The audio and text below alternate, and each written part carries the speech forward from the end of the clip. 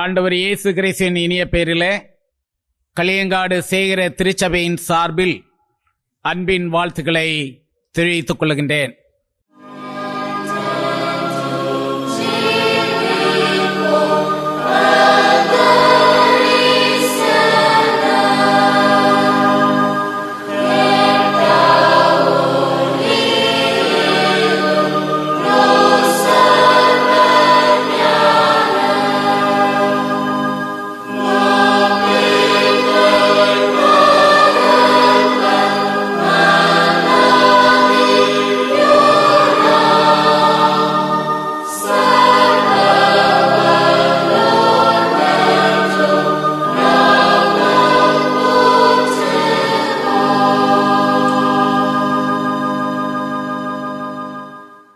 கர்த்தரின் வாசலில் நன்றி அறிதலோடும் அவர் பிரகாரங்களில் துதியோடும் பிரவேசியுங்கள். அவருக்கு நன்றி செலுத்தி அவர் நாமத்தை ஸ்தோத்திரியுங்கள். கர்த்தர் தமது பரிசுத்த ஆலயத்தில் இருக்கிறார். பூமியெல்லாம் அவருக்கு முன்பாக மௌனமாய் இருக்க கடவுது. நம்மை உண்டாக்கின கர்த்தரின் முன்பாக நாம் பணிந்து குனிந்து முழங்கார் படியிட கடவோம். உங்களை உண்டான அழைப்பினாலே நீங்கள் ஒரே நம்பிக்கைக்கு அழைக்கப்பட்டது போல ஒரே சரீரமும் ஒரே ஆவியும் உண்டு. ஒரே கர்த்தரும் ஒரே விசுவாசமும் ஒரே ஞான ஸ்நானமும் எல்லாருக்கும் ஒரே தேவனும் பிதாவும் உண்டு. அவர் எல்லார் மேலும் எல்லாரோடும் உங்கள் எல்லாருக்குள்ளும் இருக்கிறவர். நாம் கடவுளை தொழுவோமாக. ஜெபம் செய்வோம். சர்வ வல்லமையும் மீந்த இரக்கமும் மட்டிலா அன்பும் கொண்டு எங்கள் வாழ்க்கையில வல்லவராய் செயலாற்றி வருகின்ற எங்கள் நல்ல கர்த்தாவே, ஆசீர்வாதமான இந்த பரிசுத்தமான ஓய்வு நாளின் காலை வேளைக்காக ஆண்டவரை நன்றியோடு துதிக்கிறோம், ஸ்தோத்திரம் செலுத்துகின்றோம். கடந்து போற நாட்களில எங்களை ஜீவன் சுகம்பலன் தந்து தம்முடைய பிள்ளைகளாக நீர் வழி நடத்தி வந்த அன்பிற்காக ஸ்தோத்திரம் செலுத்துகின்றோம். எங்களிலே வந்ததும் வர இருந்ததுமான தீமைகள் அனைத்திற்கும் ஆண்டவர் எங்களை விலைக்கு ரட்சித்தீர். நாங்கள் சுகமாய் வாழ்வது உம்முடைய சுத்த கிருபையினாலே என்பதை நாங்கள் உணர்ந்தவர்களாக ஆண்டவரை நன்றியோடு துதிக்கிறோம், ஸ்தோத்திரம் செலுத்துகின்றோம். இந்த காலை வேளையில உம்மை பணிந்து நிற்கின்ற போது உம்முடைய தெய்வீக ஆசீர்வாதங்களினால் ஆண்டவர் எங்களை திருப்திப்படுத்துவீராக. உம்மை நோக்கி பார்த்தவர்கள் முகங்கள் ஒருபோதும் வெட்கப்பட்டு போனதில்லை என்று அறிகிறோம் ஆண்டவரே. அந்த அளவில் ஆண்டவரை நோக்கி பார்க்கின்ற ஒவ்வொருடைய வாழ்க்கையிலும் மேன்மையின் ஆசீர்வாதங்களை ஆண்டவர் கட்டளையிடும்படியாக ஜெபிக்கிறோம். இந்த நாளிலும் நாங்கள் பாடுகின்ற பாடல்கள், சிந்திக்கின்ற சத்திய வார்த்தைகள், ஏறெடுக்கின்ற விண்ணப்ப அனைத்தின் மூலமாகவும் ஆண்டவர் எங்களோடு பேசுவீராக. நீர் காட்டுகின்ற பாதைகளை கண்டுகொண்டவர்களாய் ஆண்டவருக்கு மகிமையான பிள்ளைகளாய் ஜீவிக்க ஒவ்வொருவரையும் தகுதிப்படுத்தவும் உம்முடைய ஆவியினால் நிறைத்து எங்களை வல்லமையாய் வழி நடத்த வேண்டும் என்று இரட்சகராம் இயேசுவின் நாமத்தில் வேண்டுகிறோம் பரப்பிதாவே, ஆமென்.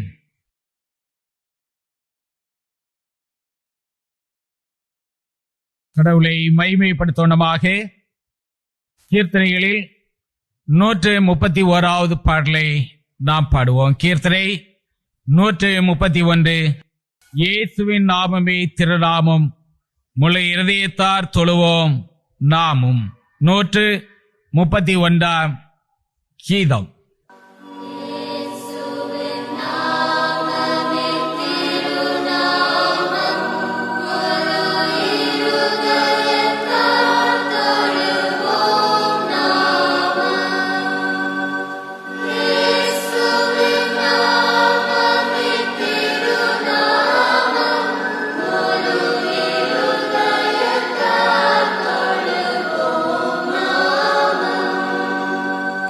God.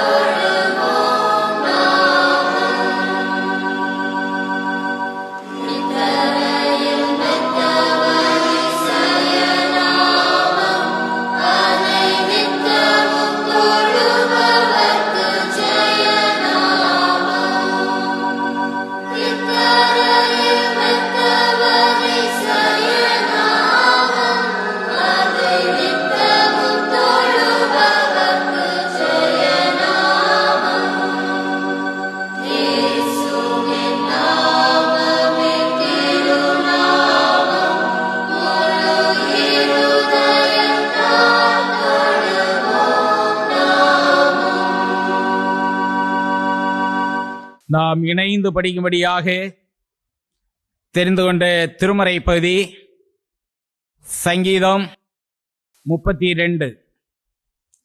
சங்கீதம் 32 நாம் இணைந்து படிப்போம். சங்கீதம் 32 1 முதல் முடியுள்ள வசனங்கள். எவனுடைய மீறுதல் மன்னிக்கப்பட்டதோ, எவனுடைய பாவம் மூடப்பட்டதோ அவன் பாக்கியவான்.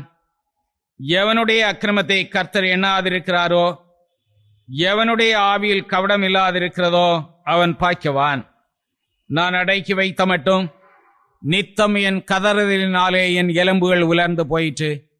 இரவும் பகலும் என் மேல் உம்முடைய கை பாரமாயிருந்ததினால் என் சாரம் உஷ்ணகால வறட்சி போல வறண்டு போயிற்று.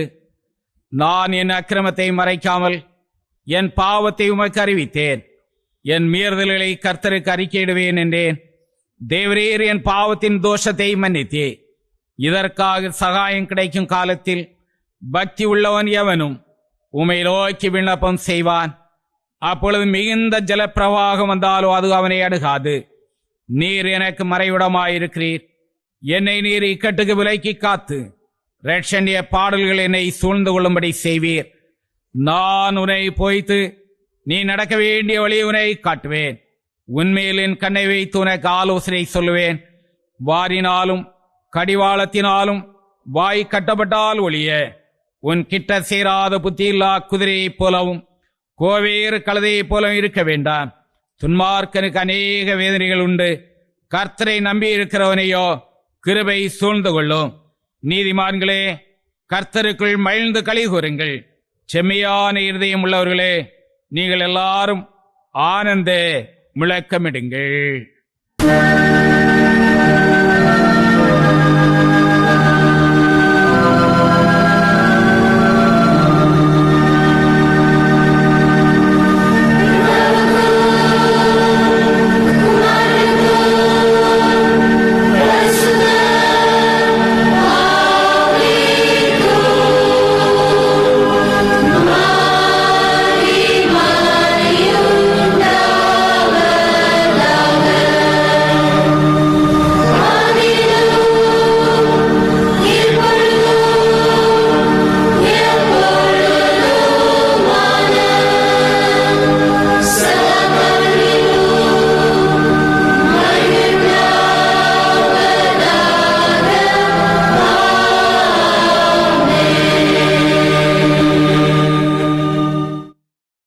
நாம் முழங்கார் படியிட்டு ஆண்டவருடைய சமூகத்தில் நம்முடைய குறைகளை மனத்தாழ்மையாய் அறிக்கை செய்வோம். துன்மார்க்கன் தான் செய்த துன்மார்க்கத்தை விட்டு விலகி நியாயத்தை நீதியை செய்வானே ஆகில் அவன் தன் ஆத்மாவை பிழைக்க பண்ணுவான். நாம் பாவம் இல்லை என்போமானால் நம்மை நாமே வஞ்சிக்கிறவர்களாயிருப்போம். சத்திய நமக்குள் இராது. நம்முடைய பாவங்களை நாம் அறிக்கையிட்டால் பாவங்களை நாம் மன்னித்து எல்லா அநியாயத்தை நீக்கி நம்மை சுத்திகரிப்பதற்கு கர்த்தர் உண்மையும் நீதி உள்ளவராயிருக்கிறார். உண்மை நிறைந்த நீதி நிறைந்த ஆண்டவருடைய திரு சமூகத்தில் நாம் எல்லாம் பணிந்து நிற்கின்ற நேரத்தில் நம்முடைய வாழ்விலே உள்ள உண்மை நீதி எத்தையது என்று சொல்லி ஒருமுறை எண்ணி பார்ப்போம். அழுக்கையான கந்தலான கேவலமான காரியங்களை நாம் செய்தவர்களாக மோசம் போன தருணங்கள் உண்டே. ஆண்டவருடைய வசனத்தின்படி வாழாது நம்முடைய சுயேஷ்டபடி எல்லாம் வாழ்ந்தோம். செய்யத்தகாத காரியங்களை நாம் செய்திருக்கிறோம்.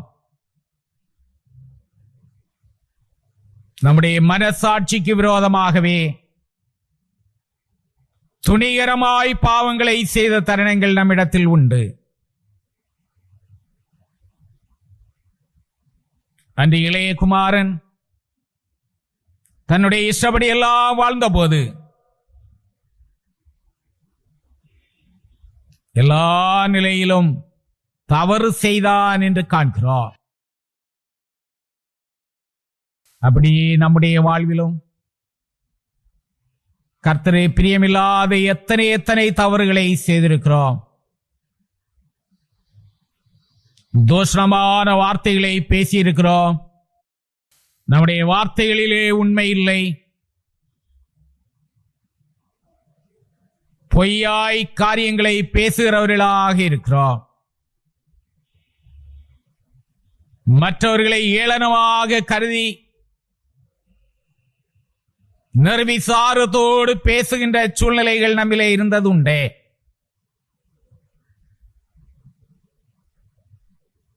நம்முடைய வாழ்வில,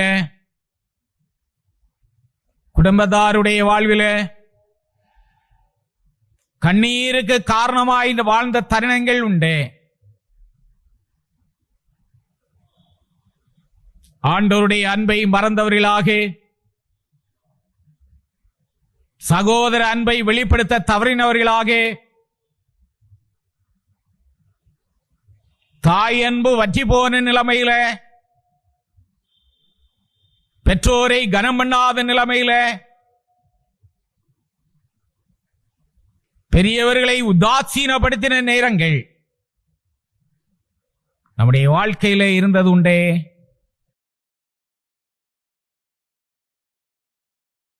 அந்த இளையகுமாரன் தன் இஷ்டப்படி எல்லாம் வாழ்ந்தாலும்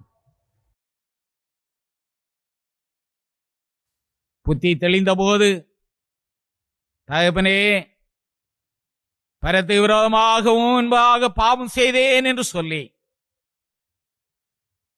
தந்தையை நோக்கி கடந்து வந்தானே. உம்முடைய வேலைக்காரர்கள் ஒருவனாக ஏற்றுக்கொள்ளும் என்று சொல்லி வந்தபோது தன்னுடைய சொந்த மகனாக ஏற்று பெரிய விருந்தை ஆயத்தப்படுத்தி மகிழ்ந்தாரே. நம்முடைய பரம தந்தையும் எப்பேற்பட்ட பாவிகளாக நாம் வாழ்ந்திருந்தாலும் இந்த நேரத்தில் தந்தையே என்று சொல்லி அவரிடத்துல பணிந்து நிற்கின்ற போது நம்முடைய வாழ்வை மன்னித்து அவருடைய பிள்ளைகளாக அங்கீகரிக்க போதுமானவராக இருக்கிறார். இந்த நேரம் கிருபையின் நேரம். நம்முடைய இருதயத்தை கடினப்படுத்த வேண்டாம். ஆண்டவரே, பாவியாய் என் மேல் கிருபையாயிரும் என்று சொல்லி ஆண்டவருடைய சமூகத்தில் நம்மை தாழ்த்தி ஒப்புக் கொடுப்போம்.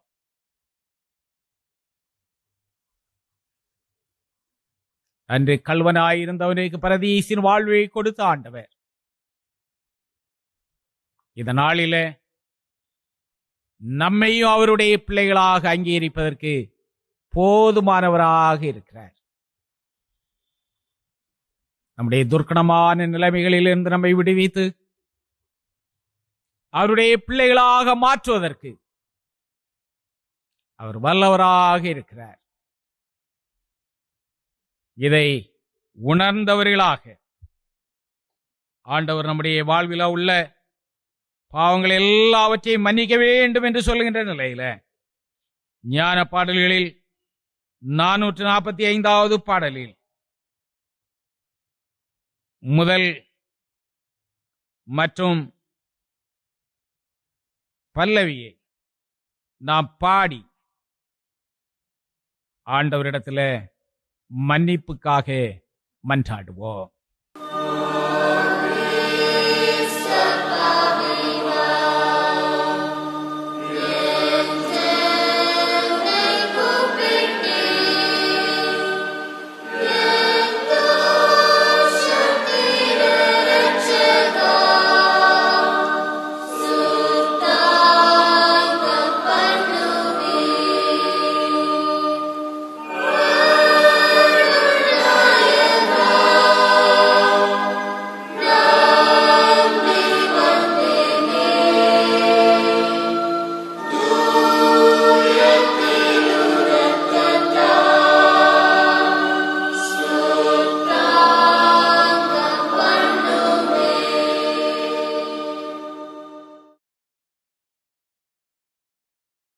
சர்வ வல்லமையும் மீந்த இரக்கமுள்ள ஆண்டவர் மன்னிப்பையும் பாவ நிவர்த்தியை நம்மை கட்டளையிட்டார்களே, ஜீவியத்தை சீர்படுவதற்கான காலத்தையும் தமது பரிசுத்த ஆவியின் கிருபையும் தேற்றரவையும் தந்தருள்வாராக. ஆமென். பாவ மன்னிப்பின் நிச்சயத்தை பெற்றுக் கொண்டலாம். ஆண்டவர் நம்முடைய வாழ்விலே செய்திருக்கின்ற எண்ணிறந்த நன்மைகளை உணர்ந்தவர்களாக ஆண்டவரை துதி ஸ்தோத்திரங்களை செலுத்த அழைக்கப்படுகிறார். கர்த்தர் என்னை செய்த எல்லா உபகாரங்களுக்காக அவருக்கு இனத்தை செலுத்துவேன். ரட்சிப்பின் பாத்திரத்தை எடுத்துக்கொண்டு கர்த்தரை தொழுது கொள்வேன் என்று சொல்லி பக்தன் சொன்ன வண்ணமாக இந்த நேரத்தில் ஆண்டவர் நம்முடைய வாழ்விலே செய்த நன்மைகளை உணர்ந்தவர்களாக அவரை துதி ஸ்தோத்திரங்களை செலுத்துவார். பாவிகளாக இருந்த நம்மை பரிசுத்தப்படுத்தி அவருடைய பிள்ளைகள் என்று சொல்லுகின்ற அந்தஸ்தை தந்திருக்கிறாரே, அவருடைய வாக்கு தத்தங்களையும் அவருடைய வழிநடத்துதலை நம்முடைய வாழ்விலே சொந்தமாக்குவதற்கு தருணங்களை தருகின்றாரே, இதை உணர்ந்தவர்களாக நாம் ஆண்டவரை போற்றுவோம்.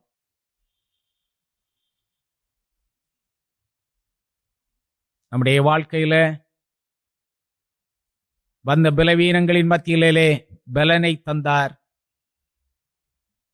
சோதனைகளை ஜெயிக்கத்தக்கதான திராணிகளை தந்தார். துன்பங்கள் சூழ்ந்த நிலையில அதை வெல்வதற்குரிய வாய்ப்பை தந்தார். அதை உணர்ந்தவர்களாக நாம் ஆண்டவரை போற்றுவோம்.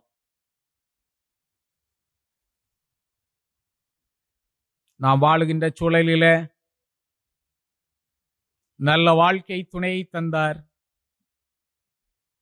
உறவுகளை தந்தார், நல்ல ஆசீர்வாதங்களை தந்தார். மகிழ்ந்து வாழ்வதற்கு இல்லங்களை தந்தார். பிரயாண பாதைகளிலே கூட இருந்தார்.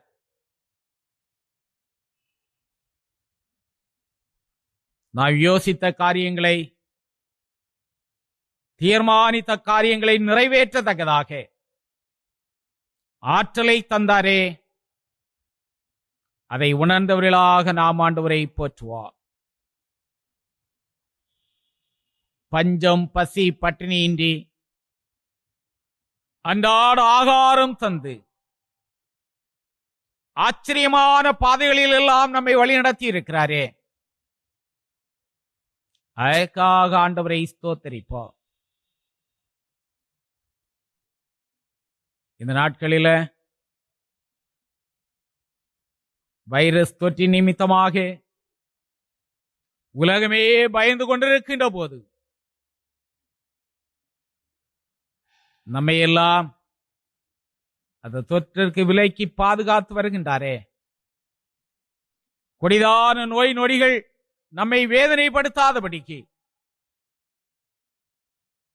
ஆண்டவர் அவைகளின் மத்தியிலும் நம்மை பாதுகாவலை தந்து வருகின்றாரே, அதற்காக ஆண்டவரை போற்றுவோம்.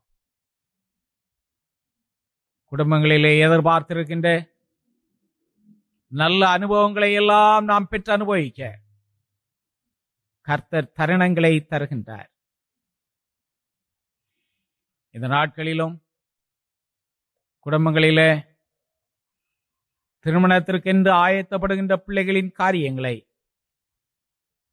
ஆண்டவர் பொறுப்பாக நிறைவேற்றி வருகின்றாரே, நம்முடைய முயற்சிகள் எல்லாவற்றையும் ஆண்டவர் வாய்க்க பண்ணி வருகின்றாரே, அதற்காக நாம் ஆண்டவரை போற்றுவோம். நம்மை சார்ந்தவர்கள் வெளியிடங்களிலே வாழுகின்ற போது அங்கும் காக்கும் கர்த்தருடைய கரம் அவர்களை அரவணைக்கின்றது, பாதுகாக்கின்றது, எல்லா நிலையிலும் ஆண்டவர் போதுமானவராக செயலாற்றுகின்றார் என்பதை நாம் உணர்ந்தவர்களாக ஆண்டவரை நன்றியோடு ஸ்தோத்தரிப்போம்.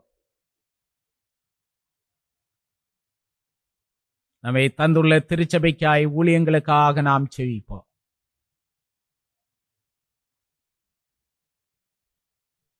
ஊழிய பாதையிலே இருக்கின்ற தடைகள் எல்லாம் மாறி ஆண்டவருக்கு மகிமையாய் காரியங்களை செய்து நிறைவேற்ற ஆண்டவர் தருணங்களை தருவார். இந்த நாட்களிலும் இப்படி சேனல்களின் மூலமாக ஒளிபரப்பவும் அதன் மூலமாக ஆராதனைகளிலே பங்கேற்றோம் என்று சொல்லுகிற ஒரு நிறைவை நம்முடைய வாழ்விலே சொந்தமாக்க ஆண்டவர் துணை செய்கின்றாரே, அதற்காக நான் ஆண்டவரை தோத்தரிப்போம். நம்முடைய மிஷனரி களங்களில் எல்லாம் ஆண்டவருடைய சுத்த சுவிசேஷம் கூறி அறிவிக்கப்பட நம்மோடு உடன் வாழுகின்ற மக்கள் மத்தியில கிறிஸ்துவை நாம் பிரதிபலித்து காட்ட ஆண்டவர் நமக்கு நல்ல தருணங்களை தருகின்றாரே, அதற்காக நாம் ஆண்டவரை போற்றுவோம். உலகமெங்கும் ஆண்டவருடைய சுத்த சுவிசேஷம் அறிவிக்கப்படத்தக்கதாக, எழுப்புதலின் அக்கினி பற்றி எரியத்தக்கதாக ஆண்டவர் வாய்ப்புகளை தருகின்றாரே, அதற்காக ஆண்டவருக்கு நன்றி சொல்லுவோம். இந்த நாளில சிறு குழுக்களாக, குடும்பமாக, தனி நபர்களாக ஆண்டவரை துதிக்கின்ற துதி வெளிப்படத்தக்கதாக ஆண்டவர் தருணத்தை தந்திருக்கிறாரே, அகில உலகம் எங்கு நடைபெறுகின்ற ஆராதனைகளின் மூலமாக கர்த்தருடைய நாமம் மகிமை அடைந்து வருகின்றதை எண்ணி நாம் ஆண்டவரை ஸ்தோத்திரிப்போம். இந்த நாளிலும் அவருடைய சத்திய வார்த்தைகளை கேட்க நம்மை ஆயத்தப்படுத்துகின்றார். நாம் எல்லாம் திருச்சபை வாழ்வில அவருடைய பிள்ளைகள் என்று சொல்லுகின்ற அந்தஸ்தோடு திருமுழுக்கு பெற்று அவரோடு உடன்படிக்கை செய்த பிள்ளைகளாய் மறுபிறப்பின் அனுபவத்தோடு வாழுகின்ற அனுபவத்தை நமக்கு ஆண்டவர் தந்திருக்கிறாரே, அதை உணர்ந்தவர்களாக ஆண்டவரை போற்றுவோம். இந்த நேரத்தில் இறைவன் செய்த எல்லா நன்மைகளையும் உணர்ந்தவர்களாக ஆண்டவர் நம்முடைய வாழ்விலே செய்திருக்கின்ற காரியங்களை உறுதியாய் பற்றி கொண்டவர்களாக கீர்த்தனைகளில் 24வது கீர்த்தனை பல்லவி அனுபல்லவியை பாடி ஆண்டவரை நாம் போற்றுவோம். ஸ்தோத்திரம் செய்வேனே இரட்சகனை ஸ்தோத்திரம் செய்வேனே.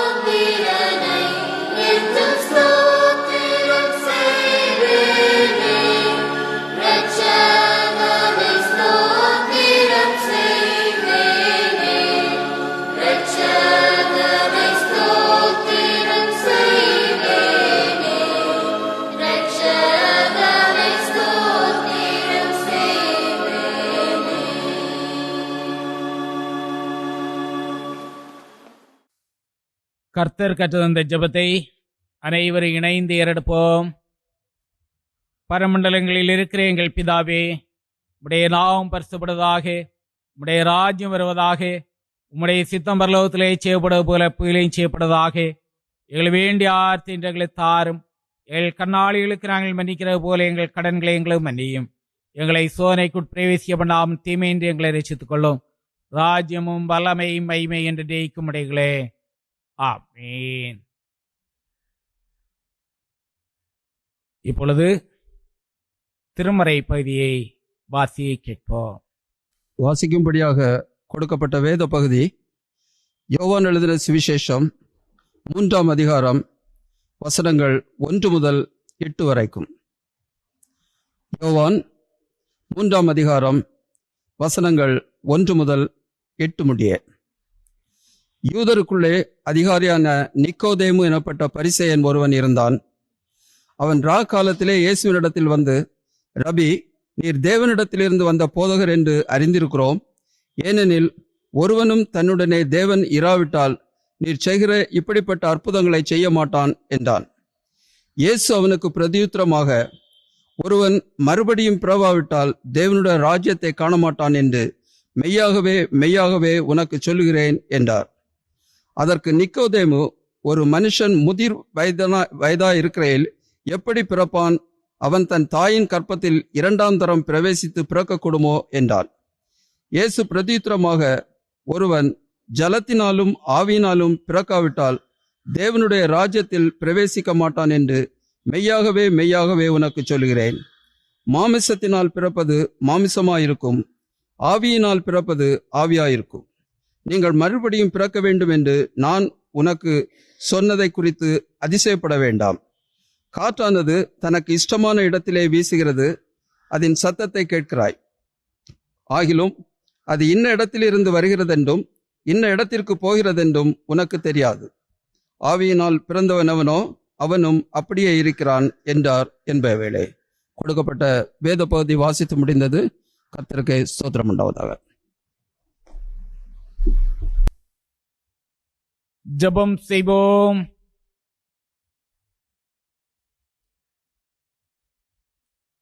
ஒருவராய் பெரிய அதிசயங்களை அற்புதங்களை செய்து எங்கள் வாழ்க்கையிலே வல்லவராய் செயலாற்றி வருகின்ற எங்கள் நல்ல கர்த்தாவே, இந்த வேலைக்காக மறுபடியும் ஆண்டவரை நன்றியோடு துதிக்கிறோம், ஸ்தோத்திரம் செலுத்துகின்றோம். மானானது நீரோடைகளை வாஞ்சித்து கதறுவது போல எங்கள் ஆத்துமாக்கள் ஜீவனுள்ள ஆண்டவரை நோக்கி பார்க்கின்ற போது உடைய சமூகத்தின் நன்மைகளினால் நீர் திருப்தியாக்கும்படியாக ஜெபிக்கிறோம். பல்வேறு விதமான விண்ணப்பங்களோடு வேண்டுதலோடு உமை நோக்கி பார்க்கின்ற ஆண்டவரே, வித்தியாசமான தேவைகளோடு எதிர்பார்ப்புகளோடு நாங்கள் உமை நோக்கி பார்க்கிறோம். ஒவ்வொருடைய வேண்டுதலின் சத்தமும் ஆண்டவருடைய சமூகத்தில் வந்து எட்டும்படியாக ஜெபிக்கிறோம். இந்த ஆராதனையின் வாயிலாக ஆண்டவரை நோக்கி பார்க்கின்ற ஒவ்வொருவரும் வாழ்விலே புது வாழ்வை பெற்றவர்களாய் கர்த்தருக்கு மகிமையாக ஜீவிக்கத்தக்கதான உதவிகளை தாரும். ஆண்டவர் விரும்புகின்ற வாழ்வை வாழவும் அதன் மூலமாக கர்த்தருக்கு அடுத்த காரியங்களில ஒவ்வொருவரும் செயலாற்றவும் தக்கதான உதவிகளை தாரும். நாங்கள் ஏனோ தானோ என்று வாழ்ந்து நாட்களை மோசம் போக்குகின்றவர்களாக அல்ல ஆண்டவரே, ஆண்டவருடைய கட்டளைகளுக்கும் வசனங்களையும் கீழ்ப்படிந்து வாழுகின்ற நல்ல வாழ்வை ஒவ்வொருவருக்கு இறைவன் தரும்படியாக ஜெபிக்கிறோம். அன்பின் கர்த்தாவே, இந்த நேரத்தில் எங்களுடைய சரீர சுகத்திற்காய் பலத்திற்காக நாங்கள் ஜெபிக்கிறோம். எங்களிலே எத்தனையோ பேர் பலவீனங்களோடு இருப்பதை நீர் காண்கிறீர். பலவீனர்கள் ஒவ்வொருவரையும் நீர் கண்ணோக்கி பார்ப்பீராக. உன் வேதனை நீங்கி சுகமாயிரு என்று சொன்ன ஆண்டவர் நம்முடைய பிள்ளைகளுக்கு புது பலன் தரும்படியாக ஜெபிக்கிறோம். எங்களுடைய கஷ்டங்களை ஆண்டவர் மாற்றினார். ஆண்டவரால் நாங்கள் ஆரோக்கியம் ஆறுவோம் என்று சொல்லி இறைவனை போற்றி புகழத்தக்கதான கிருபைகளை தாரும். இந்த நாட்களில் இந்த கொரோனா வைரஸ் மூலமாக பாதிப்புக்குள்ளாகி சிகிச்சை பெறுகின்ற பிள்ளைகளுக்காக ஜெபிக்கிறோம். ஆண்டவரே, நம்முடைய பிள்ளைகளுக்கு மருந்துகளுக்கும் மருத்துவர்களுக்கும் மேற்பட்டவராக ஆண்டவர் செயலாற்றும்படியாக ஜெபிக்கிறோம். உடைய இரத்தத்தால் கழுவப்பட்டவர்களாய் ஏற்பட்ட வியாதியின் கொடூரங்களிலிருந்து நம்முடைய பிள்ளைகள் விடுதலை கண்டுகொள்ளத்தக்கதாக கர்த்தர் துணை செய்யும்படியாக ஜெபிக்கிறோம். இந்த நாட்களில மற்றும் பல்வேறு நோய்களுக்காக சிகிச்சை பெறுகிறவர்கள், அறுவை சிகிச்சைகளுக்காக ஆயத்தப்படுகிறவர்கள் ஒவ்வொருவருக்காக நாங்கள் ஜெபிக்கிறோம். ஆண்டவரே, தம்முடைய பிள்ளைகளுக்கு செய்யப்படுகின்ற சிகிச்சைகள் உண்மையாகவே ஆசீர்வாதமாய் அமைந்தேற, இருக்கின்ற இடர்பாடுகளிலிருந்து முரளமான விடுதலையை தருகின்றதாக அமைந்தேற கர்த்தர் அனுகூலம் செய்யும்படியாக ஜெபிக்கிறோம்.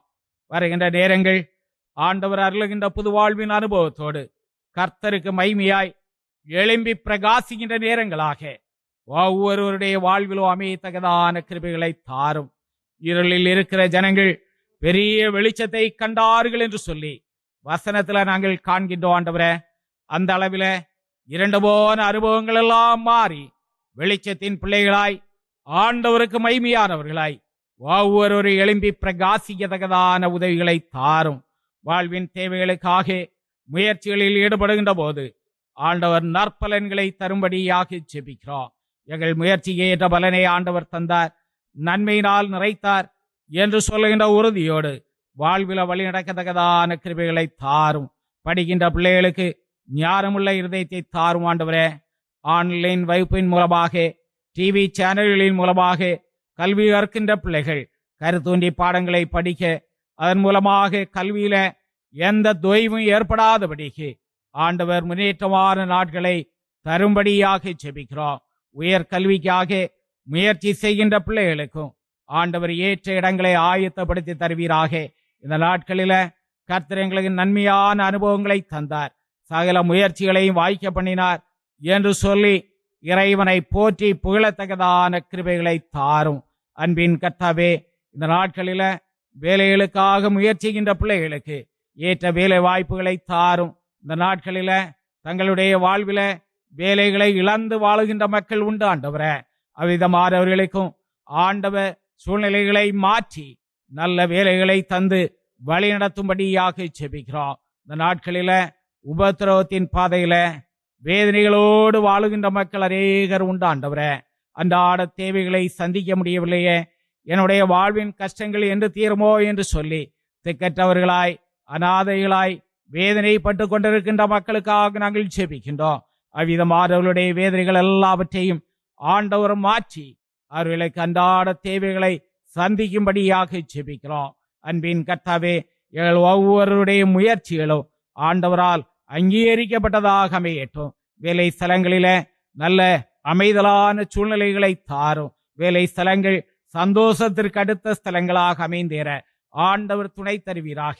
செய்கின்ற வேலைக்கு ஏற்ற ஊதியத்தை பெற்றுக்கொள்ளவும், அதன் மூலமாக வாழ்வின் தேவைகள் எல்லாம் சந்திக்கப்பட ஆண்டவர் அனுகூலங்களை தரும்படியாக ஜெபிக்கிறோம். எங்கள் தேசம் ஒரு பொருளாதார நெருக்கடிக்குள்ளாக சென்று கொண்டிருப்பதை நாங்கள் காண்கின்றோம். இந்த நிலைமைகள் எல்லாம் மாறி போகத்தக்கதாக சந்தோஷத்தோடு சமாதானத்தோடு மக்கள் வாழவும், ஆட்சியாளர்கள் நேர்த்தியாய் நாட்டை நடத்தி சொல்லத்தக்கதான ஆற்றலை ஆண்டவர் தரும்படியாக ஜெபிக்கிறோம்.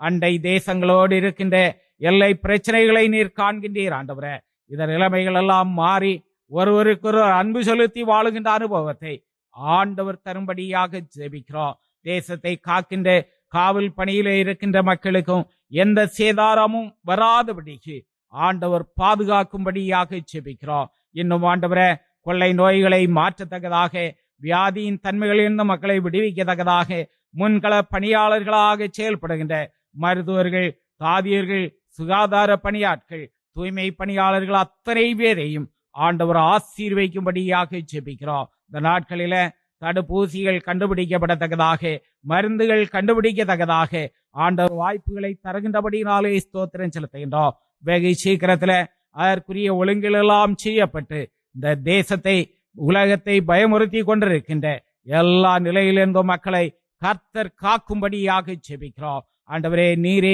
எங்களுக்கு பரிகாரி, நீரே எங்களுக்கு போதுமானவர், நீர் எங்களுக்காக பட்சமாய் செயலாற்றுகின்ற போது சகலமும் நன்மைக்கு எதுவாக நடந்தேறும் என்று சொல்லி நம்புகின்றோம். அந்த அளவில ஆண்டவருடைய ஆதரவை பெற்று வாழத்தக்கதான கிருபைகளை தாரும். விசேஷமாய் திருச்சபையின் ஊழியங்களுக்காக ஜெபிக்கிறோம். ஆண்டவரே, இந்த நாட்களில அநேக ஊழியங்கள் தடைபட்டிருக்கின்ற சூழ்நிலைகளை காண்கின்றோம். இந்த தடைகள் எல்லாம் மாறி கர்த்தர் விரும்புகின்ற ஊழியங்களை நாங்கள் செய்து நிறைவேற்றத்தக்கதாக ஆண்டவர் ஒழுங்குகளை செய்து தரும்படியாக ஜெபிக்கிறோம். வெகு சீக்கிரத்துல சபையாக நாங்கள் கூடி ஆராதிக்கவும், ஐக்கியமாய் வாழ்ந்து சமூகத்திலே சான்று பெறுகின்ற வாழ்வை வெளிப்படுத்த கர்த்தர் எங்களை ஆயத்தப்படுத்தும்படியாக ஜெபிக்கிறோம். எங்கள் ஜெபங்களின் சத்தத்தை ஆண்டவர் கேட்டார். எங்கள் தனி ஜெபத்தை, குழு ஜெபத்தை ஆண்டவர் அங்கீகரித்தார். ஜெபத்தை தள்ளாத நேச எங்களோடு கூட இருக்கிறார் என்று சொல்லுகின்ற அனுபவத்தை இந்த சமூகம் கண்டுகொள்ளத்தக்கதாக கர்த்தர் எங்களிலே வல்லவராய் செயலாற்றும்படியாக ஜெபிக்கிறோம். இந்த நாளிலும் சத்திய வார்த்தைகளுக்காக ஆயத்தப்படுகின்றோம். ஆண்டவரே, வசனங்களினால் ஆண்டவர் எங்களோடு பேசுவீராக. நாங்கள் திருமுலைக்கு பெற்ற பிள்ளைகளாய் இந்த உலகத்தில் வாழுகின்ற போது அந்த திருமுலைக்கின் உண்மை தன்மையை நாங்கள் புரிந்து அதற்கு சான்றாய் வாழத்தக்கதாய், கர்த்தருக்கு மகிமையாய் செயல்படத்தக்கதாய் ஒவ்வொருவரை நீர் ஆயத்தப்படுத்தும்படியாய் ஜெபிக்கிறோம். எங்கள் திருச்சபையின் விசுவாசிகள் ஒவ்வொருவரையும் உடைய கரங்களில் தருகின்றோம். ஆண்டவரே, விசுவாசத்துல வளர்ந்து பெறுகின்றவர்களாய், ஆண்டவருக்கு மகிமையான பிள்ளைகளாய் ஒவ்வொருவரும் எழும்பி பிரகாசிய கிருபை தாரும். என்னென்ன நிலைகளில ஆண்டவரிடத்துல ஜபத்தை ஏறெடுக்கின்றார்களோ அனைத்திற்கும் பதில் தாரும்.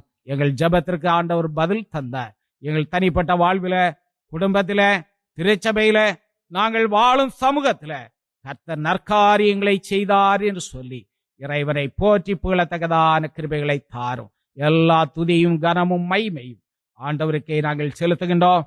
எங்களுடைய எளிய ஜபத்திற்கு ஆண்டவர் பெருக்கமான ஆசீர்வாதத்தை தந்து உம்முடைய ராஜ்யத்தின் பிள்ளைகளாக ஒவ்வொருவரையும் நிலைநிறுத்த வேண்டும் என்று இரட்சகராம் இயேசுவின் நாமத்தில் வேண்டுகிறோம். ஆசீர்வைத்து நடத்தும் நல்ல கர்த்தாவே, ஆமென். இப்போது சிறப்பு பாடல் பாட கேட்போம். அதை தொடர்ந்து கர்த்தருடைய செய்தியை நாம் பெற்றுக்கொள்வோம்.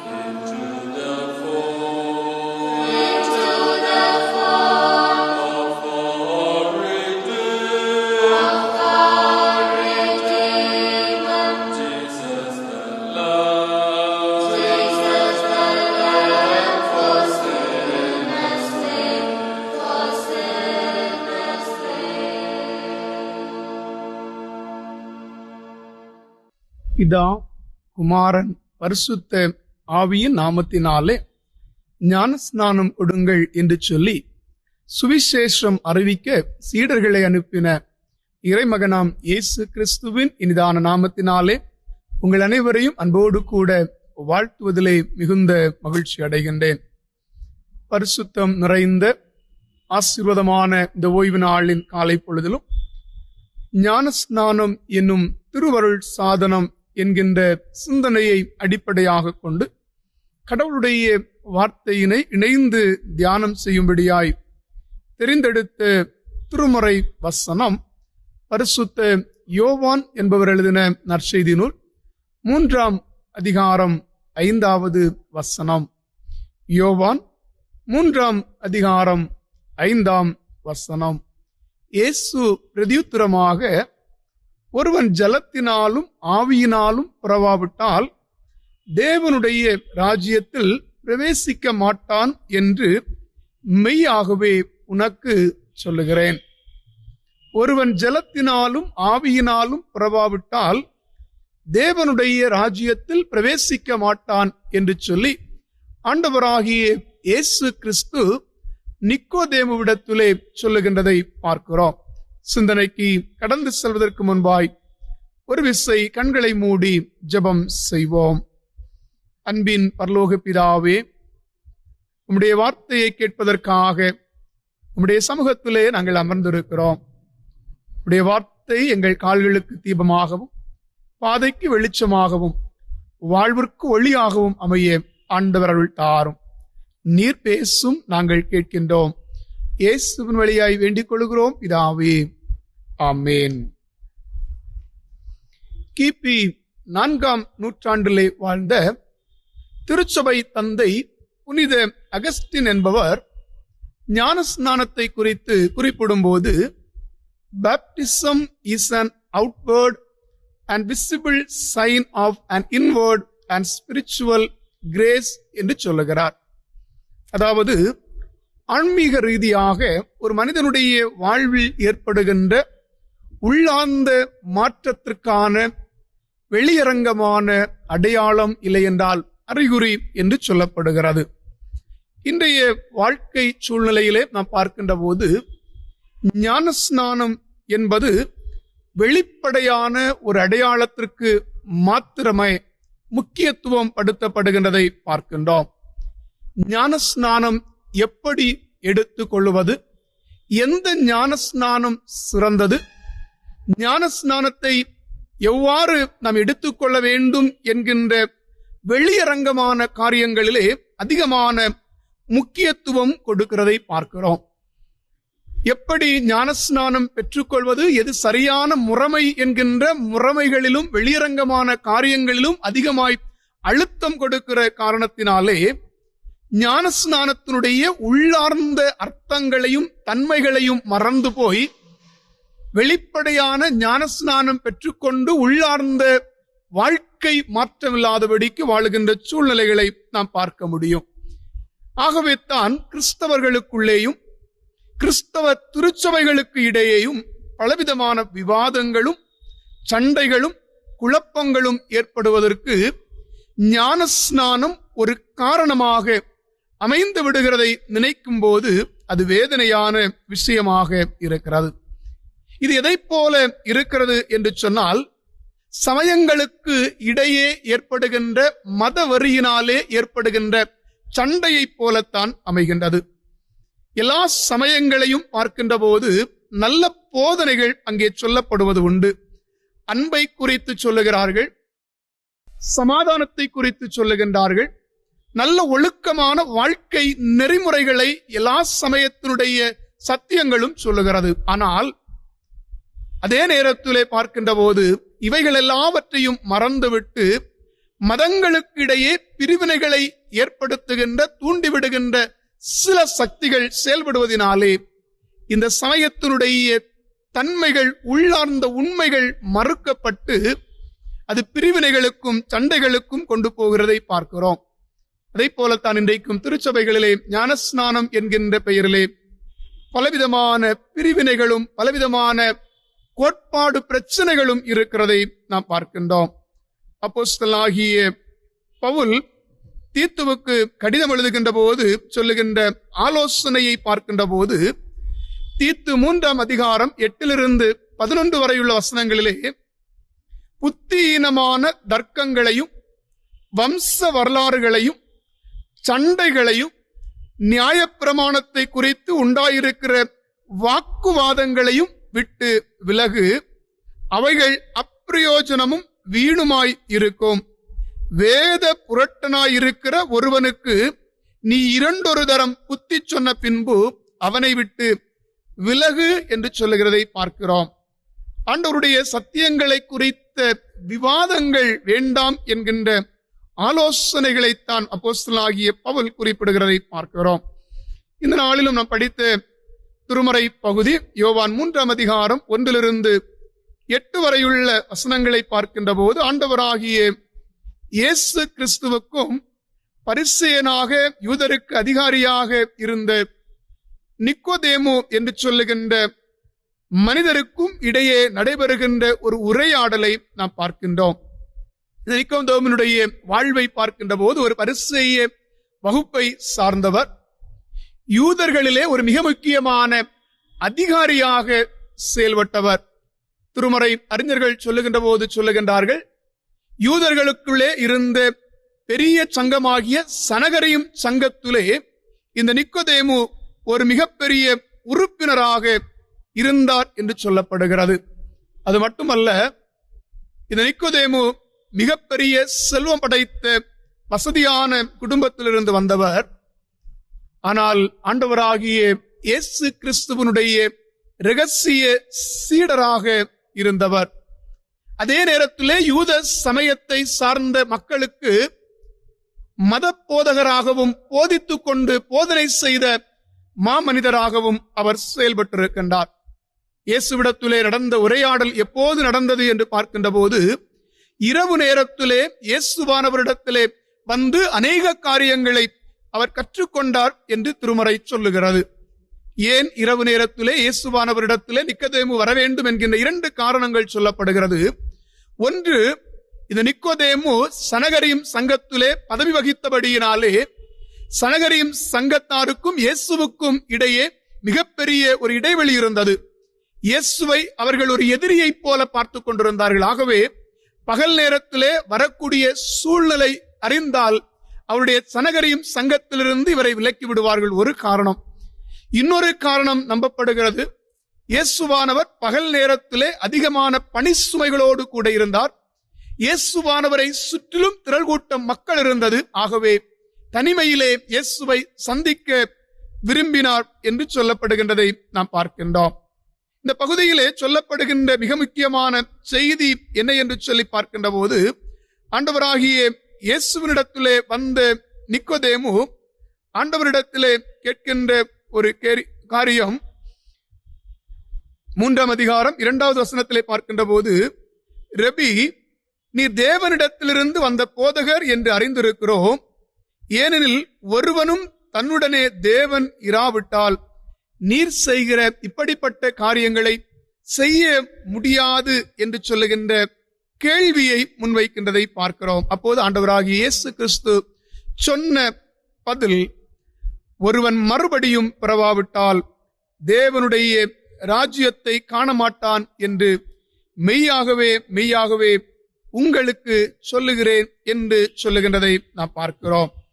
ஆண்டவராகிய இயேசு கிறிஸ்துவனிடத்திலே கேட்கின்ற கேள்விக்கான பதிலை ஆண்டவர் சொன்னபோது நிக்கோதேமுக்குள்ளாக ஒரு சந்தேகம் எழும்புகின்றது. அந்த சந்தேகத்தையும் ஆண்டவரிடத்திலே அவன் கேட்டுக்கொள்ளுகின்றான். ஒரு மனிதன் முதிர் வயதாய் இருக்கையிலே மறுபடியும் எப்படி பிறக்க முடியும்? அவன் தன்னுடைய தாயின் கற்பத்திலே மறுபடியும் பிரவேசித்து பிறக்கக்கூடுமோ என்று சொல்லுகின்ற கேள்வியை மறுபடியும் முன்வைக்கின்ற போது ஆண்டவர் சொன்ன காரியம்தான், ஒருவன் ஜலத்தினாலும் ஆவியினாலும் பிரவாவிட்டால் தேவனுடைய ராஜ்யத்தில் பிரவேசிக்க மாட்டான் என்று சொல்லி. அருமையான ஆண்டவருடைய பிள்ளைகளே, ஞானஸ்நானம் என்று சொல்லி பார்க்கின்ற போது ஒரு மனிதன் மறுபடியும் பிறக்கின்ற அனுபவத்தை பெற்றுக்கொள்ள வேண்டும். மறுபடியும் பிறக்கின்ற அனுபவம் ஒரு மனிதனுக்குள்ளாக வருகின்ற போதுதான் அவனுடைய வாழ்விலே மாற்றம் பெற முடியும். அதுதான் முதலாவது சிந்தனை. ஆண்டவருக்குள்ளாக ஞானஸ்நானத்தை பெற்றுக்கொள்ளுகின்ற நம்முடைய வாழ்விலே நாம் செய்ய வேண்டிய முதல் காரியம் மறுபடியும் பிறக்கின்ற அனுபவத்தை பெற்றுக்கொள்ள வேண்டும். யோவான் 3:3 சொல்லுகிறது, ஒருவன் மறுபடியும் பிறவாவிட்டால் தேவனுடைய ராஜ்யத்திலே பிரவேசிக்க மாட்டான் என்று சொல்லி, மறுபடியும் பிறக்கிற அனுபவம், நீதிக்கு பாவத்திற்கு செத்து நீதிக்கு பிழைக்கின்ற அனுபவம் ஏற்பட வேண்டும் என்று சொல்லுகிறார். இதற்கான ஒரு உதாரணத்தை திருமறையிலே நாம் பார்க்கின்ற போது லூக்கா 15ஆம் அதிகாரம் 11-32 வரையுள்ள வசனங்களிலே ஆண்டவராகிய இயேசு கிறிஸ்து சொன்ன உவமை சரியாய் வெளிப்படுகிறதை பார்க்கின்றோம். ஒரு மனிதனுக்கு 2 குமாரர்கள் இருந்தார்கள். ஒருமுறை இளையவன் தன்னுடைய தந்தையிடத்திலே வந்து தன்னுடைய ஆஸ்திகளை பங்கிட்டு தரும்படியாக தந்தையிடத்திலே கேட்கின்றார். கட்டாயத்தின் பேரிலே தந்தையும் ஆஸ்தியை இளையவனுக்கு பங்கிட்டு கொடுக்கின்றார். தன்னுடைய ஆஸ்திகளை எல்லாவற்றையும், தன்னுடைய உரிமைகள் எல்லாவற்றையும் பெற்றுக்கொண்ட இளையவன் தந்தையை விட்டு தூர தேசம் போகிறதை பார்க்கின்றோம். தன்னுடைய குடும்பத்தை விட்டு, தன்னுடைய வீட்டை விட்டு, தன்னுடைய பெற்றோரை விட்டு தூரமான தேசத்திற்கு அவன் போகின்றான். தன் மனம் போன வாழ்க்கை அவன் வாழுகின்றான். தன் என்ன வாழ்க்கை வாழ வேண்டும் என்று சொல்லி விரும்பினானோ அதே வாழ்க்கை வாழ்ந்தான். துன்மார்க்கமாய் ஜீவனம் பண்ணினான் என்று வசனம் சொல்லுகிறது. எப்போது அவனுடைய கையில் இருந்த காசுகள் செலவழிய துவங்கினதோ அவன் வாழ்ந்த தேசத்திலே பஞ்சமும் வர துவங்கியது. பஞ்சம் வர துவங்கியது. கையிலே இருந்த செல்வங்கள் எல்லாம் குறைந்து போனது. பிழைப்பதற்கு என்ன செய்வது என்று சொல்லி யோசிக்கிற போது அங்கே இருந்த குடிகளிலே ஒருவனிடத்திலே தஞ்சம் கேட்டு போகின்றான். அவன் தன்னுடைய வயல்களிலே பன்றிகளை மேய்ப்பதற்கான பொறுப்பை கொடுக்கிறார். இங்கே தன் சொந்த வீட்டிலே செல்வச் செழிப்பிலே வாழ்ந்த மகன், குறைவுகள் என்றால் என்ன என்று சொல்லி தெரியாமல் வாழ்ந்த மகன், தான் பேசுகின்ற போது தந்தை கூட மறுப்பு சொல்ல முடியாதபடிக்கு எல்லாவற்றையும் வாங்கி கொடுத்து வளர்க்கப்பட்ட மகன், இப்போது வயல்வெளிகளிலே பன்றிகளை மேய்த்து கொண்டிருந்தான். ஆனால் சூழ்நிலை வேதனைகள் நிறைந்ததாக அமைகிறது. பன்றிக்கு கொடுக்கப்படுகின்ற தவிட்டை உண்பதற்கு அவன் ஆசையாயிருந்தான். ஆனால் அதுவும் ஒருவனும் அவனுக்கு கொடுக்கவில்லை என்று சொல்லுகின்றார். அவ்வளவு கொடுமைகளை தன்னுடைய வாழ்க்கையிலே அனுபவிக்கின்றான். தன்னுடைய வாழ்க்கையிலே எவ்வளவு செல்வச் செழிப்போடு கூட வாழ்ந்தானோ, தன்னுடைய வாழ்க்கையிலே எவ்வளவு மேன்மையாக அவன் வாழ்ந்தானோ அந்த அளவிற்கு வறுமையையும் வேதனைகளையும் அனுபவிக்க ஆரம்பிக்கிறான். இப்போது தான் தன்னுடைய நிலையை அவன் உணர்ந்து கொள்ளுகின்றதை பார்க்கிறோம். தன்னுடைய வீட்டிலே தான் எந்த நிலைமையிலே இருந்தேன் என்பதை உணர்ந்து கொள்ளக்கூடிய ஒரு சூழ்நிலையை அங்கு ஏற்படுகிறதை பார்க்கிறோம். அவன் புத்தி தெளிந்தவனாய் மாறுகின்றான் என்று சொல்லி பார்க்கின்றோம். லூக்கா 15ஆம் அதிகாரம் 17வது வசனம் சொல்லுகிறது, அவனுக்கு புத்தி தெளிந்த போது அவன் சொல்லுகிறான், என் தகப்பனுடைய கூலிக்காரர்கள் எத்தனையோ பேருக்கு பூர்த்தியான சாப்பாடு இருக்கிறது, நானோ பசியினால் சாகிறேன் என்று சொல்லுகிறார். இப்போது அவன் யோசிக்க ஆரம்பிக்கிறான். இது என்ன செய்வது என்று சொல்லி யோசிக்கிற போது, நான் எழுந்து என் தகப்பனிடத்திற்கு போவேன். தகப்பனே, பரத்திற்கு விரோதமாகவும் உமக்கு முன்பாகவும் நான் பாவம் செய்தேன். இனிமேல் உம்முடைய குமாரன் என்று சொல்லப்படுவதற்கு நான் பாத்திரன் அல்ல. உம்முடைய கூலிக்காரரில் ஒருவனாய் என்னை வைத்துக் கொள்ளும் என்று சொல்லி கெஞ்சி கேட்கப் போகிறேன் என்று சொல்லுகிற நிலையோடு கூட தந்தையிடத்திலே அவன் திரும்பி வருகின்ற ஒரு அனுபவத்தை பார்க்கிறோம். தந்தை தூரத்திலே அவனை கண்டபோது ஓடிச் சென்று அணைத்து அவனுடைய சூழ்நிலையை பாராதபடி அவனை முத்தமிடுகின்ற அன்பை அங்கே வெளிப்படுத்துகின்றதை பார்க்கிறோம். எல்லாவற்றுக்கும் மேலாக தந்தையிடத்திலே சொல்லுகிற காரியம், குமாரன் தன் தகப்பனை நோக்கி சொல்லுகிறார், தகப்பனே, பரத்திற்கு விரோதமாகவும் உமக்கு முன்பாகவும் நான் பாவம் செய்தேன் என்று சொல்லி தன் நிலையை அவன் உணர்கின்றான். தந்தை அவனை பார்த்து சொல்லுகிறார், என் குமாரனாகிய இவன் மரித்தான், என் குமாரனாகிய இவன் மரித்தான், திரும்பவும் உயிர்த்தான் என்று சொல்லப்படுகிறது. காணாமல் போனால் திரும்பவும் காணப்பட்டான். இதுதான் மறுபடியும் பிறக்கின்ற அனுபவம். பாவத்திற்கு செத்து மறுபடியும் பிறக்கின்ற ஒரு அனுபவத்தை இங்கே இளைய மகன் பெற்றுக் கொள்ளுகின்றதை நாம் பார்க்கிறோம். ஆண்டவராகிய இயேசுவானவரிடத்திலே வந்த நிக்கோதேமுவிடத்திலும் ஆண்டவர் சொல்லுகிற காரியம் இதுதான். மறுபடியும் ஒருவன் பிறக்க வேண்டும் என்று சொல்லுகிறார். பழைய மனுஷனும் பழைய சுபாவங்களும் மாறி புதிய மனிதனாக பிறக்கின்ற அனுபவம் வேண்டும் என்று சொல்லுகிறதை பார்க்கின்றோம். அப்போஸ்தலனாகிய பவுல் கொலோசையருக்கு கடிதம் எழுதுகின்ற போது சொல்லுகிறார். கொலோசையர் 3ஆம் அதிகாரம் 9-10 வசனங்களில் பழைய மனுஷனையும் அவன் செய்கைகளையும் களைந்து போட்டு தன்னை சிருஷ்டித்தவருடைய சாயலுக்கு ஒப்பாய் பூரண அறிவடையும்படி புதிதாக்கப்பட்ட புதிய மனுஷனை தரித்து கொண்டிருக்கிறீர்களே என்று சொல்லி பழைய வாழ்வை களைந்து மறுபடியும் பிறக்கின்ற புதிய வாழ்வின் அனுபவம் ஞானஸ்நானத்தினுடைய உண்மையான சிந்தனையாக இருக்கிறதை நாம் புரிந்து கொள்ள வேண்டும். ஆண்டவருடைய சமூகத்திலே ஞானஸ்நானத்திற்காய் வருகின்றவரிடத்திலே கேட்கப்படுகின்ற கேள்வி, பிசாசுடைய கிரியைகளை வெறுத்து விடுகிறீர்களா? சண்டை போடுதல், இச்சை போன்ற பழைய பாவ சுபாவங்களை வெறுத்து விடுகிறீர்களா? இந்த கேள்வி ஞானஸ்நானத்தின் வழியாக மறுபடியும் பிறக்கின்ற ஒரு அனுபவத்திற்கு நேராக வழி நடத்துகிறது என்பதை நாம் புரிந்து கொள்ள வேண்டும். இரண்டாவது சிந்தனை, தண்ணீரினாலும் ஆவியினாலும் பிறக்கிற அனுபவம் வேண்டும்.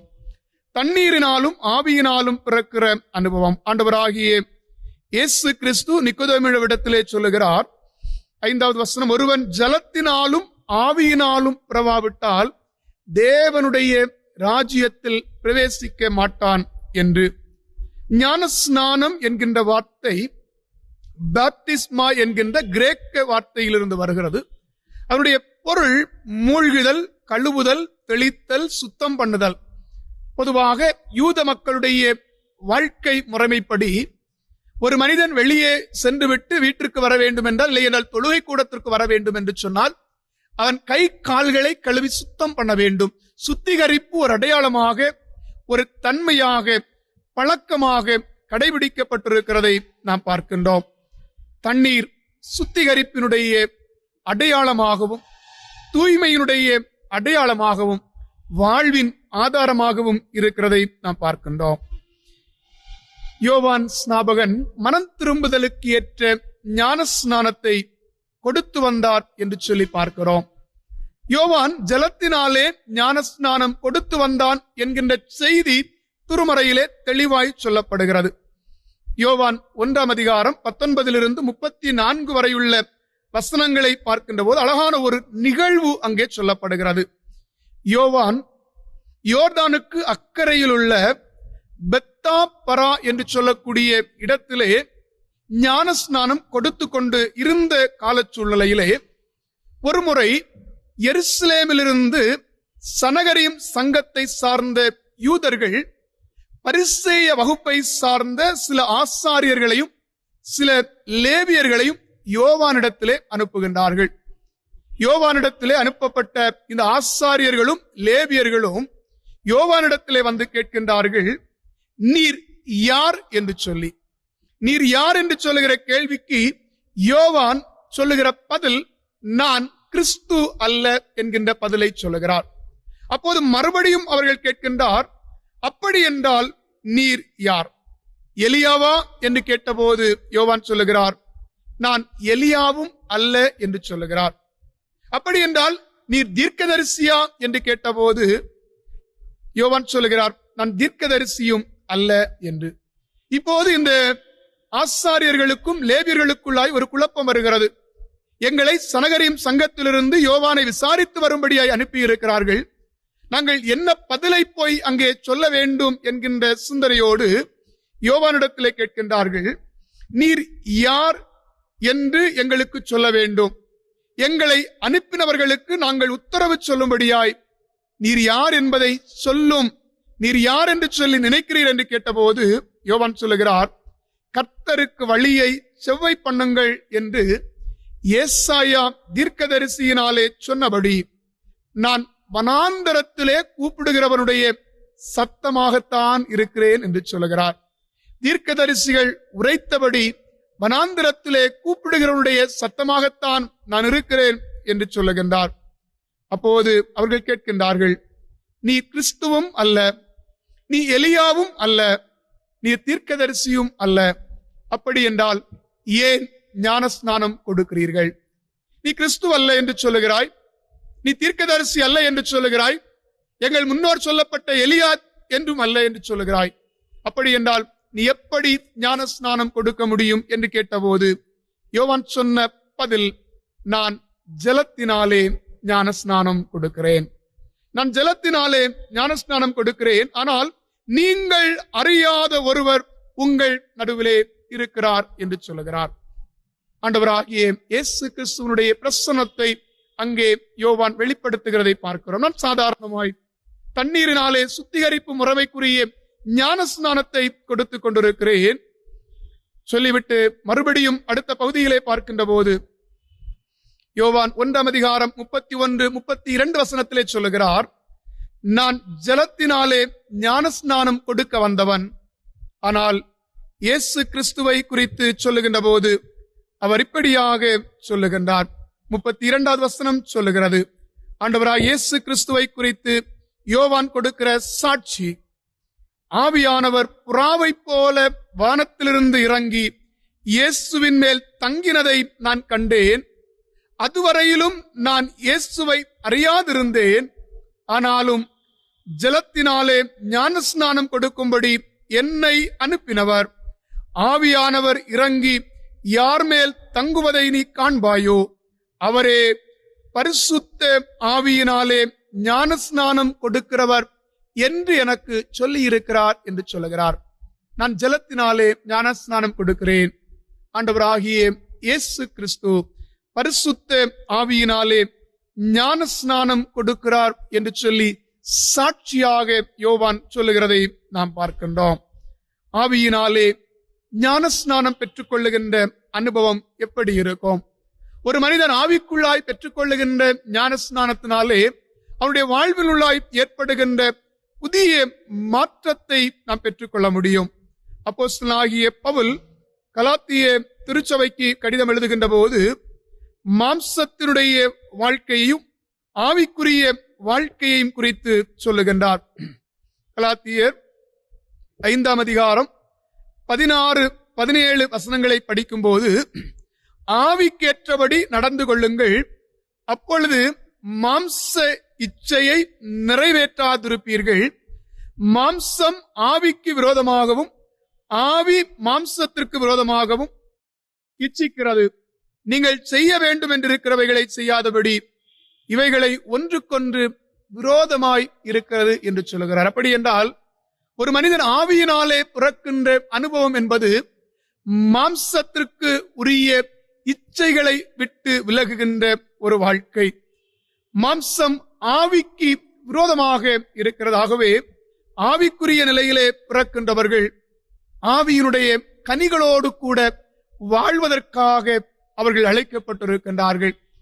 ஞானஸ்நானத்தின் மூலமாக கடவுளுடைய ஆவியை பெற்றுக்கொள்ளுகின்ற மனிதனுடைய வாழ்வு ஆவியின் கனிகள் நிறைந்த அன்பு, சந்தோஷம், சமாதானம், நீடிய பொறுமை, தயவு, நற்குணம், விசுவாசம், சாந்தம், இச்சையடக்கம் போன்ற நல்ல குணாதிசயம் நிறைந்த வாழ்வாக அமைகிறதை நாம் பார்க்கிறோம்.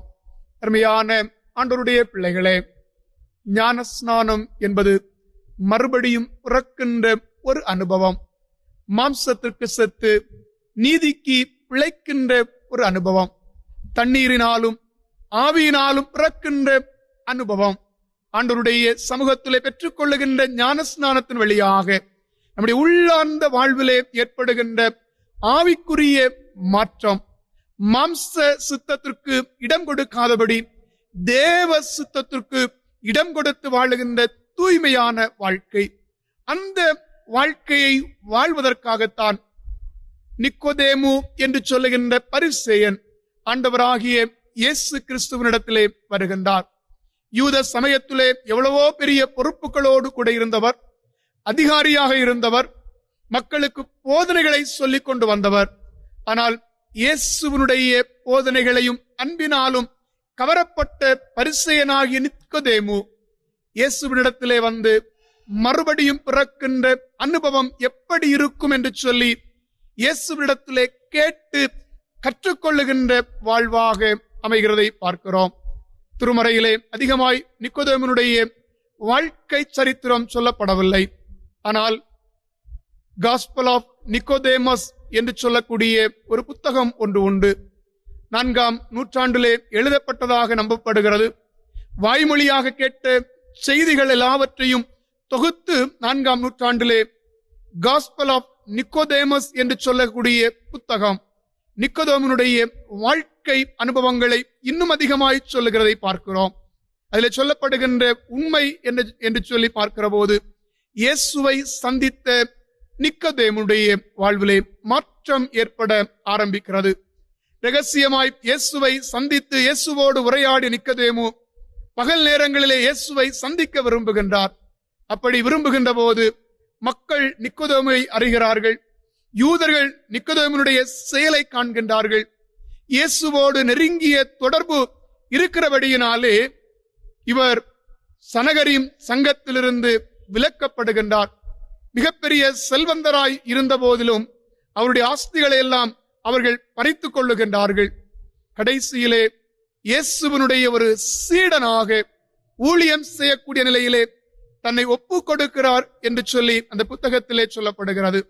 அவருடைய வாழ்வினுடைய முடிவை பார்க்கின்ற போது அவர் இரத்த சாட்சியாக மரித்தார் என்று சொல்லப்படுகிறது. அருமையான ஆண்டவருடைய பிள்ளைகளே, மறுபடியும் பிறக்கின்ற அனுபவம், லாபமாய் இருந்தவைகளை கிறிஸ்துவுக்காக நஷ்டம் என்று எண்ணின அப்போஸ்தலனாகிய பவுலைப் போல நிக்கோதேமுனுடைய வாழ்விலும் மறுபடியும் பிறக்கின்ற அனுபவத்தை தன்னுடைய வாழ்விலே இயேசுவின் மூலமாய் அறிந்து கொண்டு ஆவியானவராலே மறுபடியும் பிறக்கின்ற அனுபவத்தை பெற்றுக் கொண்ட போது தன்னுடைய மாம்சத்தின்படி வாழாமல் ஆவிக்கேற்றபடி ஆண்டவருக்காய் வாழுகின்ற போது ஆண்டவருடைய நாமத்திற்கு மகிமையாய் நற்செய்தியை அறிவிக்கின்ற ஒரு தூதுவராய் சென்றார் என்று சொல்லி பார்க்கிறோம். நம்முடைய வாழ்க்கையிலும் கூட ஞானஸ்நானத்தை குறித்து எழும்புகின்ற பல கேள்விகளை கொண்டு விவாதங்கள் செய்வதை விட்டுவிட்டு கிறிஸ்துவுக்குள்ளாய் ஞானஸ்நானம் பெற்றிருக்கிற என்னுடைய வாழ்க்கையிலே என்ன மாற்றம் ஏற்பட்டிருக்கிறது, என்னுடைய வாழ்க்கையிலே என்ன மாறுதலை நான் செய்திருக்கின்றேன், பாவத்திற்கு செத்து நீதிக்கு பிழைத்திருக்கிற அனுபவம் இருக்கிறதா, பழைய வாழ்வை விட்டுவிட்டு புதிய வாழ்வை வாழுகின்ற அனுபவம் இருக்கிறதா, நம்மை நாமே சிந்தித்து பார்த்து ஆண்டவருடைய சமூகத்திலே புதிய வாழ்க்கை வாழ்வதற்கு நாம் ஒப்புக் கொடுப்போம். ஆண்டவர் தாமே இந்த வார்த்தைகளின் மூலமாய் நம் அனைவரையும் ஆசீர்வதித்து வழிநடத்துவாராக. ஆமென். நாம் கேட்ட சத்தியத்தை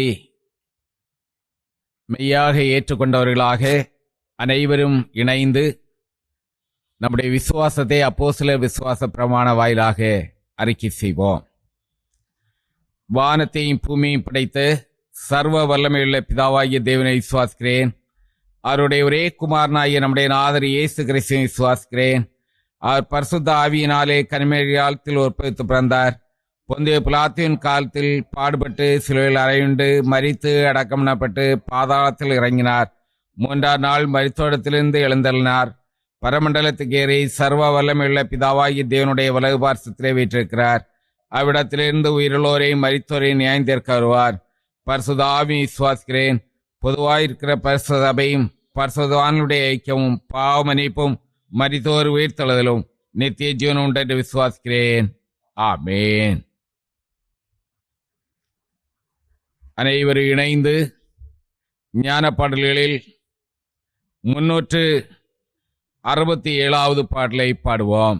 ஞான பாடல் 367.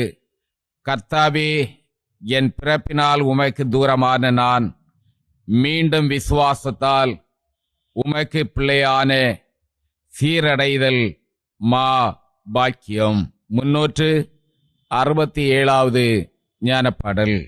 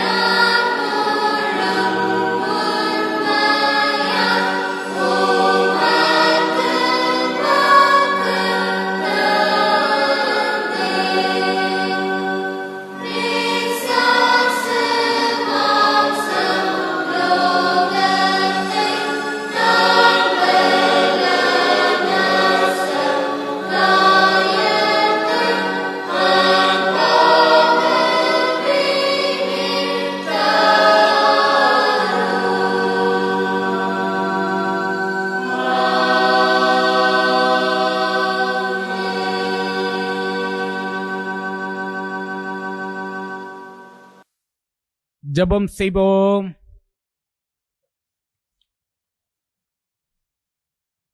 நல்ல ஆண்டவரே, மனமகிழ்ச்சியான இந்த ஆராதனை வேலைக்காக மறுபடியும் ஸ்தோத்திரம் செலுத்துகின்றோம். இந்த நாளின் ஆராதனையின் ஆரம்பம் முதல் என் நேரம் மட்டுமாக நீர் எங்களோடு பேசினபடினாலே நன்றி சொல்லுகின்றோம். அன்பு போதையர் தந்த வார்த்தைகளுக்கு நாங்கள் கீழ்ப்படுகின்ற பிள்ளைகளாய் ஆண்டவருடைய பாதைகளிலே முன்னேறவும் இந்த சமூகத்திலே சாட்சிகளாய் ஜீவிக்கவும் தகுதான கிருபைகளை தாரும். வசனத்தை கேட்கின்றவர்களாக மட்டுமல்ல, அதன்படி செய்கின்றவர்களாய் அநேருக்கு முன்மாதிரியாய் கர்த்தருக்கு மகிமையாய் எழும்பி பிரகாசிக்க ஒவ்வொருவரை ஆண்டவர் ஆயத்தப்படுத்தும்படியாக ஜெபிக்கிறோம். ஒவ்வொருடைய வாழ்விலும் நீரே போதுமானவராய் செயலாற்றும் ஆண்டவரே, எங்களை காண்கின்றவர்கள் உண்மை கண்டுகொள்ளத்தக்கதாக உம்முடைய அனுபவங்களை எங்கள் வாழ்விலே நாங்கள் பிரதிபலித்து காட்ட பரிசுத்த ஆவியின் நிறைவை பெற்ற அனுபவத்தோடு சாட்சியாய் வாழத்தக்கதான உதவிகளை தாரும். இந்த ஆராதனையில என்னென்ன குறைகள் காணப்பட்டதோ அவைகளை ஆண்டவர் மாற்றி நிறைந்த ஆசீர்வாதங்களினால் ஒவ்வொருவரையும் திருப்திப்படுத்துவீராக. இந்த காணொலி காட்சியின் மூலமாக யார் யார் இந்த ஆராதனையிலே பங்கேற்றார்களோ, இந்த சத்தத்தை யார் யார் கேட்டார்களோ, அவர்கள் இறைவனுடைய பிள்ளைகளாய் உம்முடைய சொந்த ஜனங்களாய் அங்கீகரிக்கப்பட ஆசீர்வாதமான அனுபவங்களை சொந்தமாக்கத்தக்கதான கிருபைகளை தாரும். தொடர்ந்து நாங்கள் கர்த்தருடைய ஆசீர்வாதங்களினால் நிறைக்கப்பட்டோம், அவருக்கு மகிமையாக வாழுகிறோம் என்று சொல்கின்ற நிச்சயத்தோடு ஜீவியத்தில் முன்னேற கிருபை தாரும். இந்த வாரத்தின் எஞ்சிய காலங்கள், வருகின்ற நாட்கள் ஆண்டவருடைய ஆசீர்வாதத்தினால் திருப்தியாகி கர்த்தருக்கு மகிமையாய் வாழுகின்ற நேரமாக அமைந்தேற தேவன் சகாயம் செய்யவும் ஒவ்வொருவரையும் ஆசீர்வைத்து மேன்மைப்படுத்த வேண்டும் என்று எங்களுக்காக பாடுபட்டு மரித்து உயிர்த்த இரட்சகராம் இயேசுவின் திருப்பெயரில் வேண்டுகிறோம்.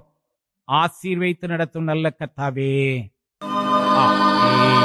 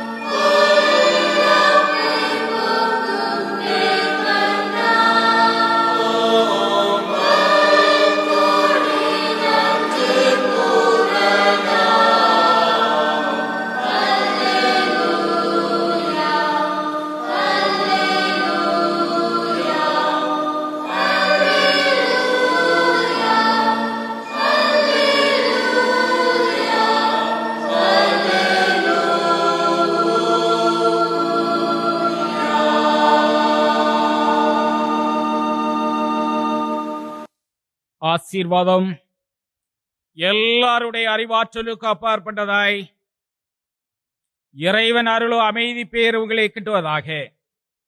நீங்கள் இறைவனையும் அவருடைய மைந்தராகிய நம்முடைய ஆண்டவர் இயேசு கிறிஸ்துவை அறிந்து கொள்ளும் அறிவிலும் அன்பிலும் நிலைத்திருக்கும்படி உங்கள் உள்ளத்தையும் சிந்தையும் காத்துக் கொள்வதாக. தந்தை, மைந்த, தூய ஆயுமாகிய எல்லாம் வல்ல இறைவனின் அன்பும் அருளும் உறவும் எந்நாளும் நம்மோடு நிலைத்திருப்பதாக.